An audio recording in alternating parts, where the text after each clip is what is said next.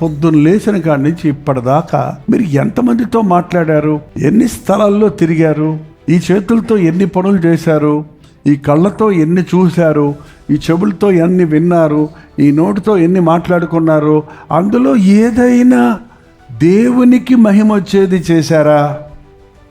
దేవుని గురించి మాట్లాడారా? దేవుని వాక్యం విన్నారా? ప్రభు చూసినప్పుడు ఆ జనాన్ని వారు కాపరి లేని గొర్రెలుగా ఉన్నారని కనికరపడి వాళ్ళకి బోధించేవాడు, వాళ్ళు స్వస్థపరిచేవాడు. మన కన్నులు ఏం చూస్తున్నాయి?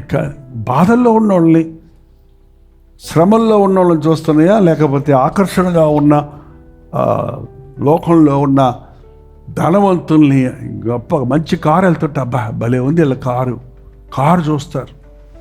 ఏంటంటే ఆ యొక్క షాపింగ్కి వెళ్తే ఆ బొమ్మలకు కట్టి పెడతారు అక్కడ. అబ్బా ఆ బొమ్మ కట్టుకుంది కానీ నేను కట్టుకుంటే ఇంకెంత బాగుంటుందో. ఈ ఆలోచనలతోనే పొద్దునుంచి లోకము దాని నటన, లోకము దాని ఆశ గతించిపోతుంది. లోక ఆకర్షణలకు లొంగకూడదు. నువ్వు లొంగకపోయినా పొగాకు కంపెనీ నుంచి బయటకు వచ్చావంటే నీవేం వాసన వస్తావో తెలుసా? పొగాకు వాసన వస్తావు. లోకంలో నుంచి బయటకు వచ్చేవాడు చర్చికి వచ్చేటప్పటికి ఏ వాసన కొడతావో తెలుసా? లోకపు వాసన ఉంటుంది. వాసన అంటే లోపలికి వెళ్తేమో కానీ దాని ఎఫెక్ట్ కనపడుతుందండి.